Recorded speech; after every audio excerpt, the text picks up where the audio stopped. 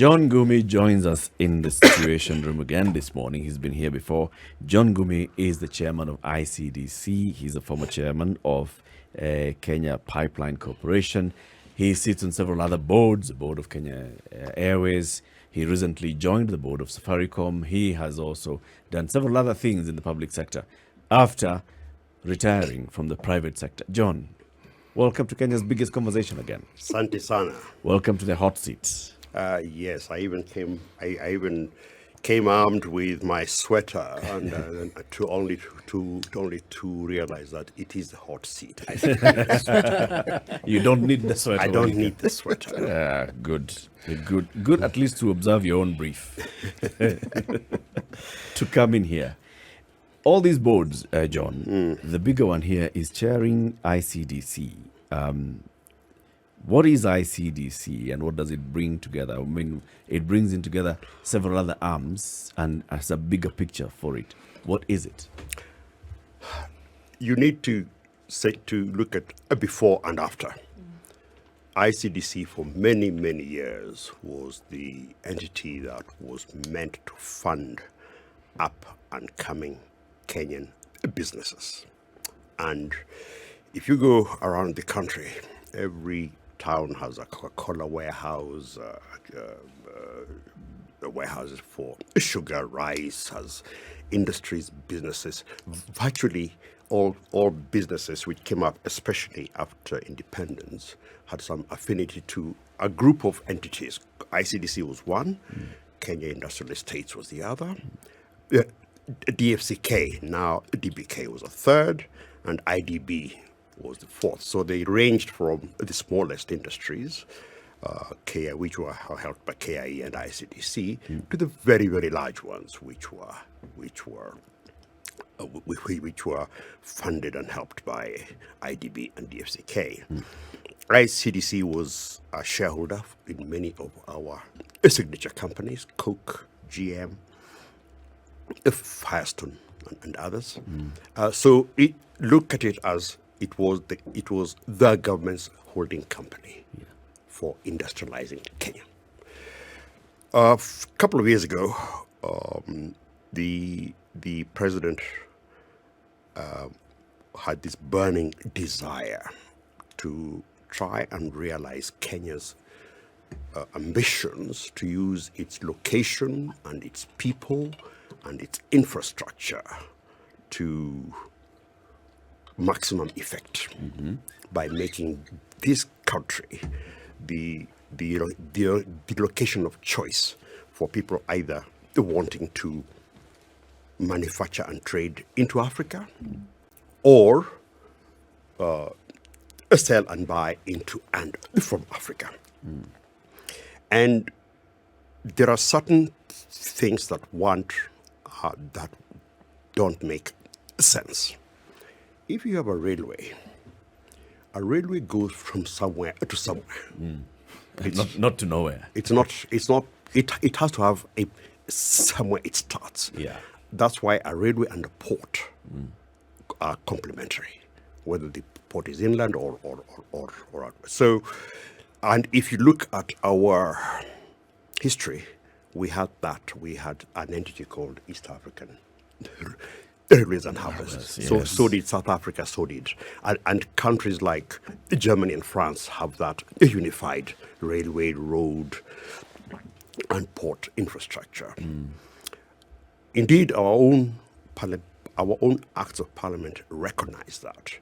The Act of Parliament governing Kenya Railways specifically has mentioned Kenya Ports Authority as a company with which it will work, help each other, and the CEO of KPA is on the board of KRC. And likewise, the KPA Act has the same, and the CEO of KRC is on the board of KPA. Of KPA.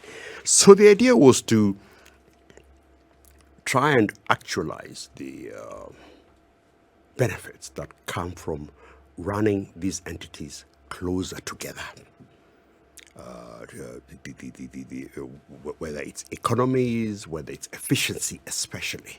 You want, at the end of the day, to unload the cargo onto the rail, onto the end user as efficiently and as seamlessly as possible. Where did Kenya Pipeline come in? Kenya Pipeline is the largest user of the port by virtue of the product. And in fact, I think it is tomorrow or the day after, the president is commissioning a Kipevu World Terminal, which is a joint effort between KPA and Kenya Pipeline. So if you take those three entities, there is a natural fit which we have not used. And the whole point was to bring them together and start realizing those benefits. Now, you can do it either by going to Parliament and going through a very long and tortuous process, which we will probably have to go through eventually to merge the entities, or you can find a way to make them work together through a quasi coordinating body. That's what ICDC became. So what happened is that ICDC was stripped totally of all its assets. Those were transferred to an entity called Kenya Development Corporation, which also, so Kenya Development incorporated all the assets of ICDC, people, liabilities, assets, everything, and also took on tourism fund, Tourism Finance Corporation, and IDB. So ICDC was now left to working under Treasury to try and start making these entities work together. And that's why the chairs of those bodies plus others are on the board of ICDC. So in a nutshell, it is our hybrid attempt to emulate what other countries have done, what we had done when we were East Africa, and hopefully it is a template that we will use, and either to have this sector entities, so to speak, work together, or perhaps eventually come up with the Holy Grail, which was the Government Investment Corporation, which was mooted in the Isaac Awondo report of 2013. Does that make it clearer, or are you even more confused? No, it does actually make it a lot clearer, because now I can see it's bringing together these giant infrastructure entities. Correct. Infrastructure and logistics. It's very important term, infrastructure and logistics. And now having them to work seamlessly or harmoniously. Now, the issue, though, is these are separate entities established by separate acts of parliament, and those acts of parliament do not mention this new umbrella body. So how do you, as chair of ICDC, then impact the operations of Kenya Pipeline, of Kenya Railways, of Kenya Ports? It's a work of art. You're right, that role doesn't exist in law. The entities report from a ministerial oversight perspective to the Treasury. So what the idea was and is that ICDC reports to the Treasury, and the Treasury, in a sense, subcontracts the coordination, not ordering. We do not direct them, but because the board chairs are in one room, because they all report ultimately to the Treasury, because the Treasury is also in ICDC, and because the Treasury, by virtue of the power of the purse, is able to direct people, that's the way it's done. It's not the cleanest way. As I said, ultimately what will be clean would be to go to Parliament and create a holding company, which the GIC had intended to become. But we work with what we have. Start somewhere. Yes. And move. Well, if you were a storyteller, one would say you're a good storyteller. Because a good story weaves one plot into another, and then into another, and then opens up a whole new frontier that you hadn't seen. I didn't realize I was doing that. All I was doing was answering your question. Yes, you did. You were chairman of Kenya Pipeline Corporation. Was it Company. I don't know why you people keep calling it corporation. All right. Sounds nice. Kenya Pipeline Company Corporation. That's- Yeah. Now, you were chairman for 2 terms. For almost 2 terms. Okay. A term is what, 3 years? 3 years. All right. Now, what we would like to know is, tell us about the challenges. We never get to hear challenges that organizations have. Rarely do we hear of successes, because if it's a government parastatal, the successes tend to be few and far between.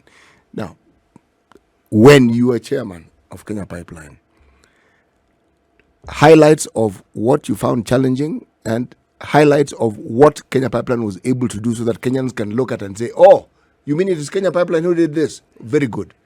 Let me start with a positive. Because when I listen to your program and programs such like them, I get a sense of almost unending criticism, cynicism, attacks on public servants, public sector, and others. I mean, it just comes through every day. As I listened to you this morning on education, same thing. It comes through every day. The most amazing thing about the Kenyan public sector is the quality of people in it. Even when I was in banking, we knew that if you wanted to get the best trained people, hire them from government. Government has trained a manpower like we have no other in Africa in terms of quality. In terms of quantity, Kenya, Zimbabwe, and Nigeria are the biggest. And Nigeria, of course, is biggest. But in terms of quality, the Kenya government has spent a fortune. Please just look at those budgets of these parastatals at state, and you'll be amazed. Talk to your friends who are in government, and they'll tell you they've been to university of this for a master's. So very high quality. Now, quality is nothing without output. And again, what came out very strongly, and it is something that we don't see, is that people actually do take pride in their work. They do want to do a good job. But generally speaking, the tone tends to be set from the top. But the best thing that came to me was that we were not dealing with it's not a monster that has run amok. It's people who really do want to do a good job and do it well. And they get proud if the institution is doing well. Now, when I joined Kenya Pipeline, it was in the midst of a major project, the second largest project after the SGR. That was the Nairobi-Mombasa Line 5 pipeline.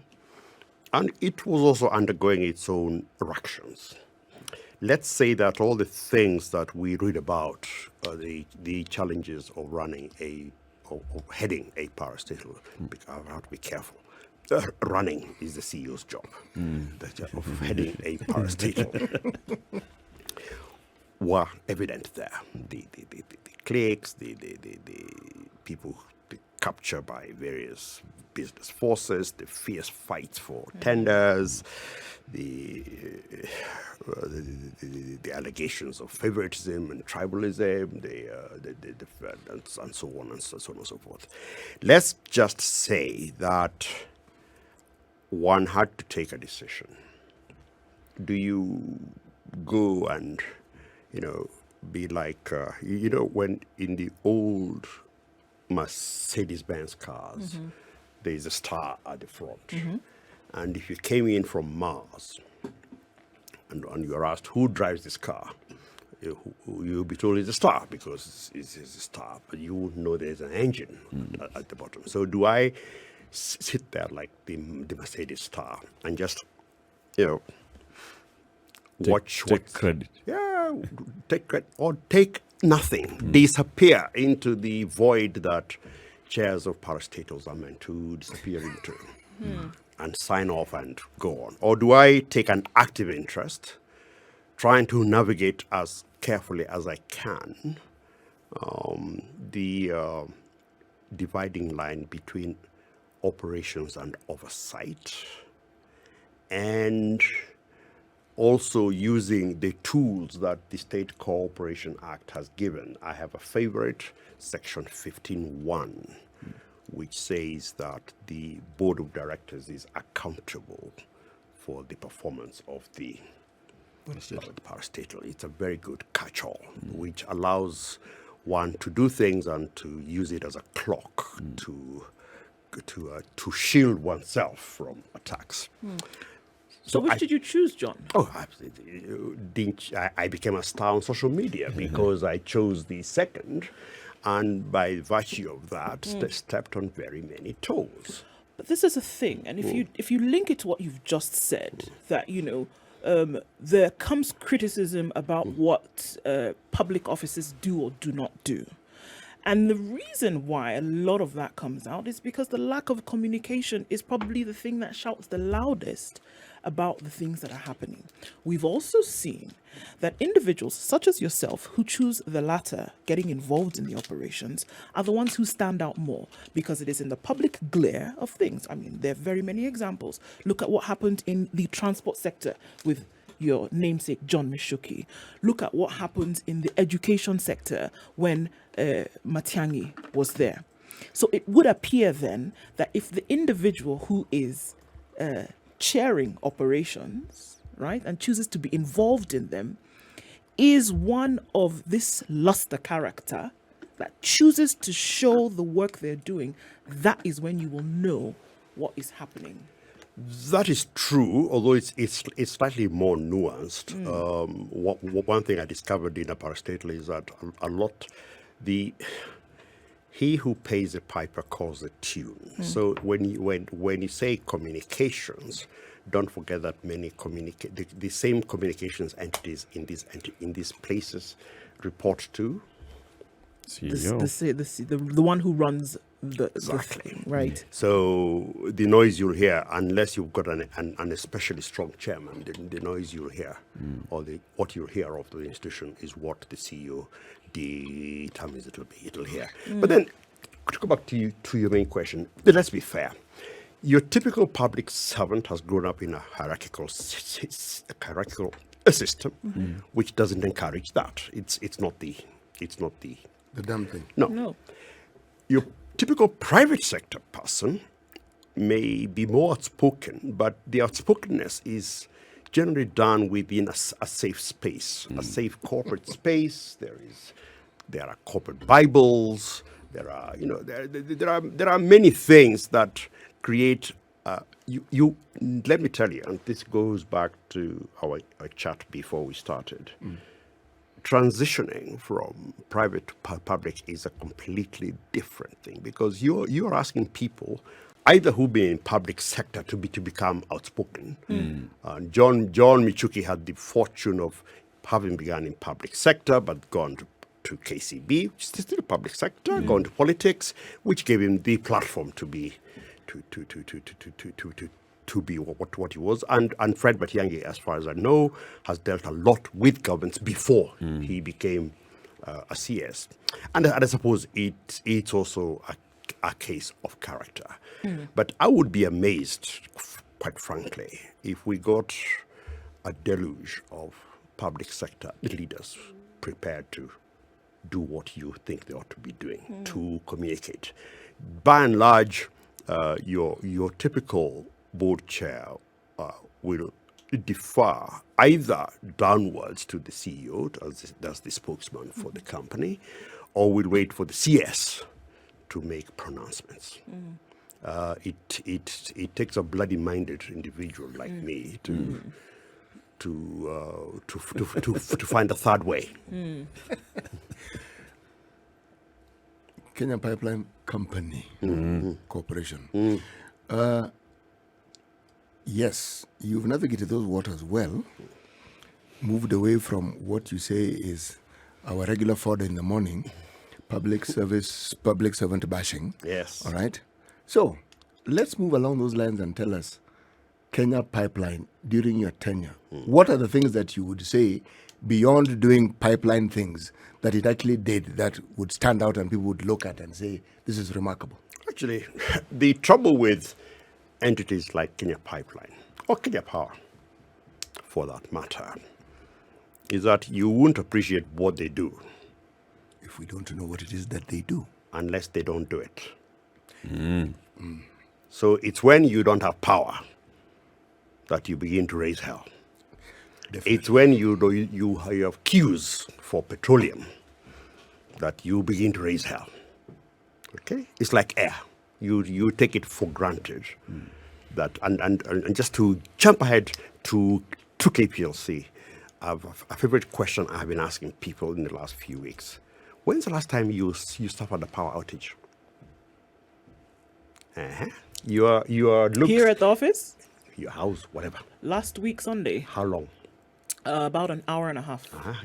Was it acted upon? Well, after we called and asked what was up, And before that? silence. No, before that, when is the last time you had a How power frequently do you get power issues? Let's say in a outage? How month. frequently do you get power issues now? Well, no, unless it's planned, for example. Unless Right. it's planned, and they'll tell you, look, we're going to be off for the next 8 hours next Sunday, kind of thing. And a year ago? A year year and a half ago, ago? it was probably more frequent than that. So a year ago, I had people here on this desk complaining, and today they're not. Why? There's some action. Because it's doing what it is meant to do. The reforms there are working. Pipeline, when now, the month I joined, there was a petroleum shortage. That was the last month there was a shortage until I left.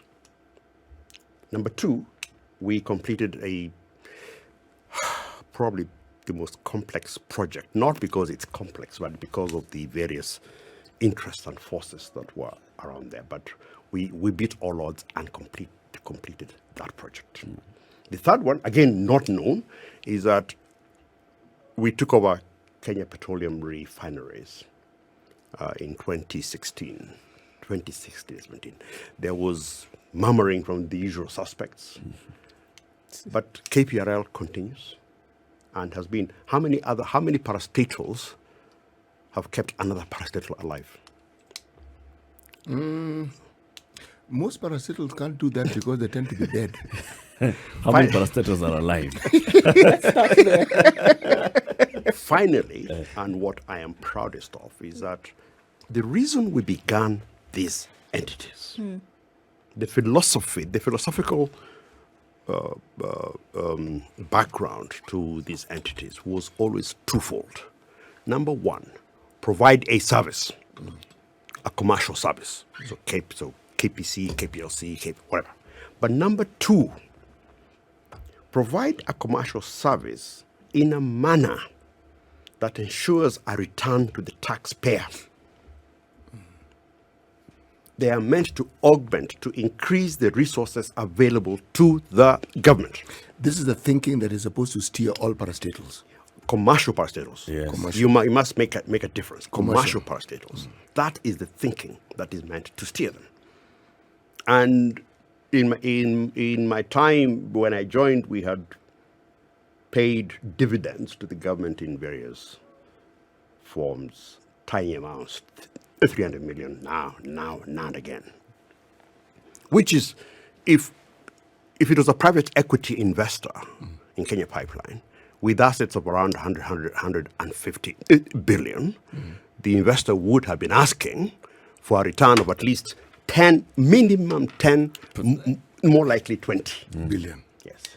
So I'm very proud of the fact that once we got to grips with issues of procurement and all the other things that created various arteries and capillaries for cash to wander away into the desert, we paid between November 2019 and when I left, we had paid government either in dividend or other special payments, exactly 18.9 billion Kenya shillings. Kenya shillings. From 300 million. And then a few weeks ago, I know KPC have not said this, and I wish they did. A few weeks ago, before the end of the financial year, they paid the government another 8 billion. And they are still there. They're still servicing a loan at around 2 billion a quarter. They're still maintaining KPRL, They're still ensuring there's petroleum in Kenya. The price is not their business because their business is to transport. They've built up further infrastructure. They did the railway from Kisumu refinery, Kisumu storage tank, Kisumu depot rather, to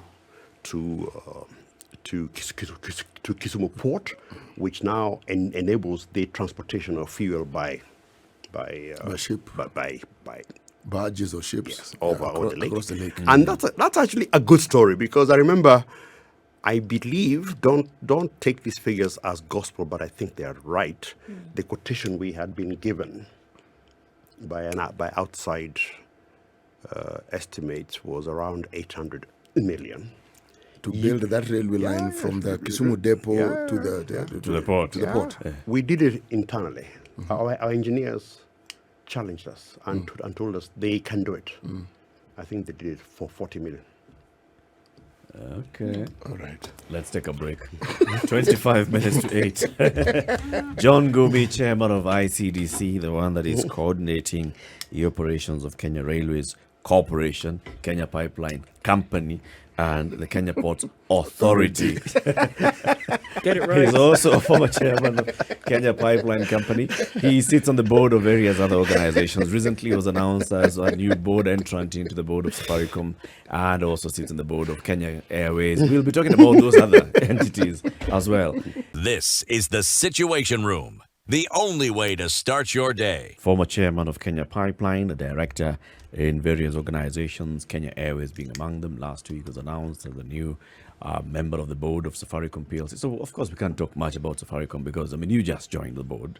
But we can talk about Kenya Airways for a bit, right? You've been on the board of Kenya Airways for a bit, and, Kenya Airways has been in the public domain in terms of how it was first profitable, then it went into some proper turbulence. Then now the management and the board are working at turning it around and getting government support into this. Question that has been in the public domain is, does Kenya Airways really require this government bailout and the support that it's given? Or should just Kenya Airways just be left to its own devices? Kama inakufa ikufe. Two questions. That question should be framed in two ways. Number one, does government have a choice? Because what is not known to many, for some reason, because it's public information, is that when those many years ago, KQ purchased those aircraft, they were guaranteed by the government of Kenya. So the government of Kenya is on the hook for hundreds of millions of dollars, whether you keep the airline going or not. But secondly, and it's a way of looking at Kenya Airways, or even Kenya Railways for that matter. Kenya Airways is at the heart of an ecosystem. It is not an entity that stands out there on it. It's not a shop. It's at the heart of an ecosystem that includes the export of horticultural products. I remember being told at a meeting once that export horticulture constitutes, or rather accounts for 250,000 jobs directly, which if you multiply by 10, including family and your shopkeeper, your hawker, your maid, you're looking at 2.5 million people who depend on that sector. You're looking at the tourist industry. Kenya Airways is a big transporter. So there's a lot more to Kenya Airways than the numbers and the headlines that you see. So to go back, whether we like it or not, we as Kenyans are on the hook. But Kenya Airways is worth saving. It is worth saving because it has proven in the past it can be a profitable self-sustaining airline. It is at the heart of tourism, of horticulture, or even transport.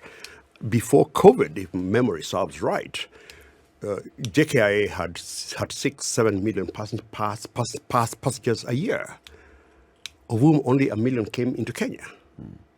So all the rest were transit. This is a major transit. Now you may say that the transit is KA, but KQ is a major contributor to that traffic. So without going into a detailed numbered argument as to whether KQ is worth saving, I would say that from an economic perspective, KQ is worth saving. The fact that in the midst of COVID, we brought the losses down and continue to rationalize the airline and continue to fly the airline and continue to fly the Kenyan flag is to me a plus. So it is I can see Bwana Muga's brains working here and beginning to say this, but let me tell you, I think it's worth every effort we can make to save it. That is why South Africa, even after the killing of SAA, has decided to come back to revive it. So, I mean, understanding that, I mean, look, I don't think we can run away from the importance that a national airline then plays in the whole economics and development of a country. Those who've lost their airlines, I mean, and there are very many, will also see that they've made a great loss. And those who have kept theirs can see that government backing of an airline. I mean, Ethiopia, if we look at the continent, probably Emirates, looking at what Uganda is trying to do now, looking at what Rwanda has done as well. I mean, it is clear that the benefits far outweigh other things. But I hear a but, so what's a but? Of course. The thing is, though, how then will government plus the airline working together be able to claw back on the losses that have been made? How then, where was the problem, and will we be able to say, surely we can fill those holes, or we can stop those things from happening again? I think we forget all too quickly. In the 1990s, Kenya Airways was a zombie. It was dead, all but buried. Vigorous management, imaginative government intervention in the form of bringing in experts to run the company and then privatizing it and bringing in and running it as a commercial entity, turned it into a jewel. Yep. Why are you assuming it can't be done again?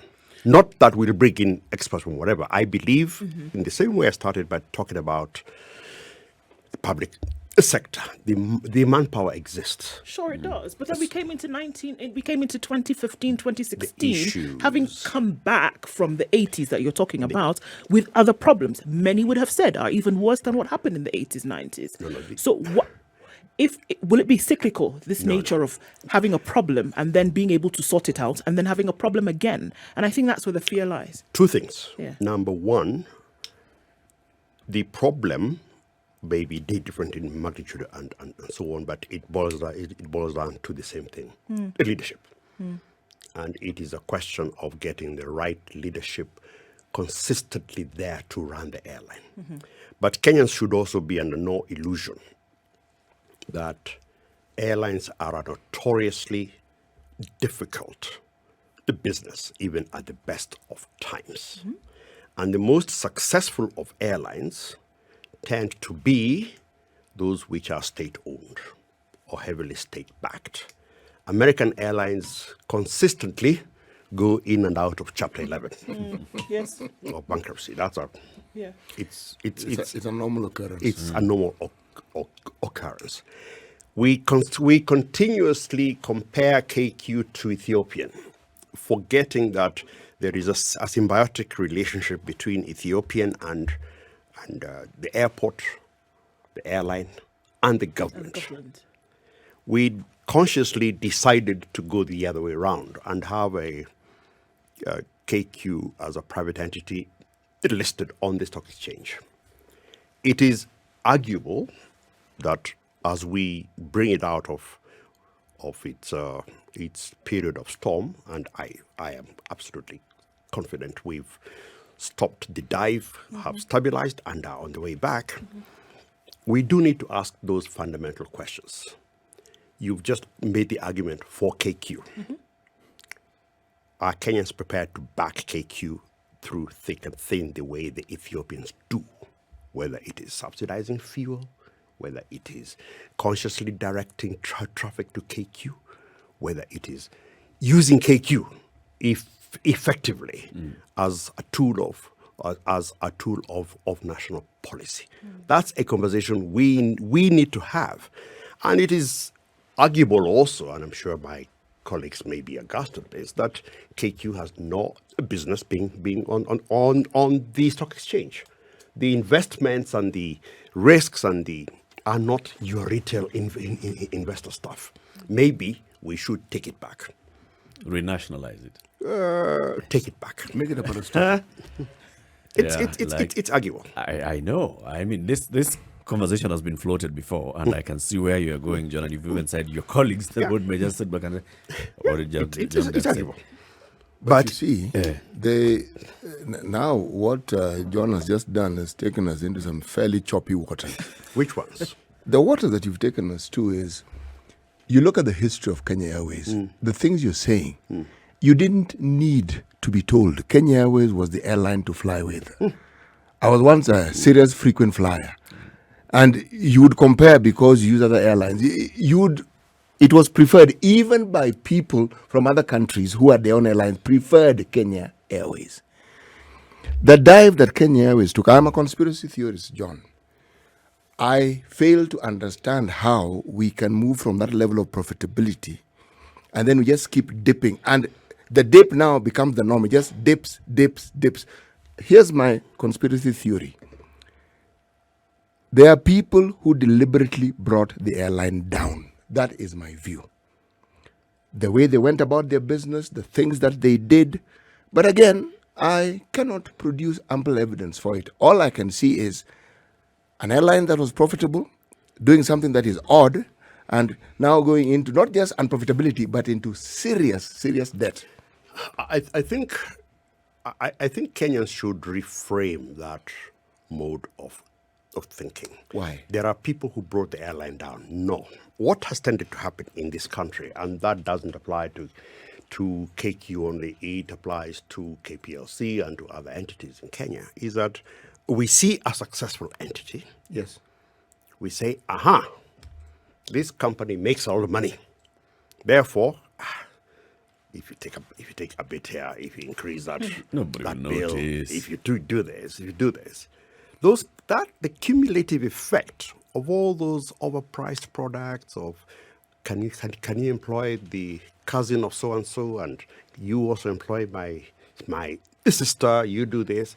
The cumulative, it's death. I prefer to count it as death by thousands of blows. So it's not somebody who sat in a room and said, let's bring down KQ. It is somebody who said, there's a fat cow here. If I take a bit of meat here and a bit of meat there, And still milk it. no one will notice. That is what, except the cow. That is what has tended to happen to our public entities. No one is watching are the bits being taken. No one is watching the small bits. So when it collapses and it's on its knees is when we realize, oh my goodness, you mean this is what has been happening to What tends to happen? It's like, it goes on, then falls, and you say, Allah, what happened to it? What happened to this company? That is what has tended to happen to our companies. And those who raise the noise of alarm are shouted down and anti-Kenya, all this. Which is why, John, then we can also argue that it's somebody who is doing it. Somebody who is supposed to be watching as to make sure that the cow remains healthy, the cow's production is either increasing or remains the same level, is not doing that because they are busy. Which is why, Profiteering. Eric, I hear all these people coming to me. I want to be a board director of this, that, the other. And I tell them, do you actually understand what you're saying? That person you're talking about, the one who should have been keeping an eye on this, Yeah. are the board. Yes. I told you. The Section 15(1) of the State Corporation Act says the board is accountable. Yep. So that is where you should be directing your ire and saying, where the devil were you? Members. What were you doing? They were political appointees, and they got in there so that they can. I wasn't there, but I do know that it is something, and I used in relation to your question, I used the word leadership. The crisis of leadership of all these entities is the single common factor in all this. John, before we run out of time, there's something that I'd like you to clarify for me. There are people who have said that this railway that used to exist from Nairobi to Nanyuki and which did the Kenyan thing and died. And then there was another railway that used to leave Nairobi and go to Kisumu, which did the Kenyan thing and also died. There are those who have credited Kenya Pipeline for helping revive this. Is this true, or is it part of the conspiracy theory that I like to align myself with? Let us put the facts and the credit where it is due.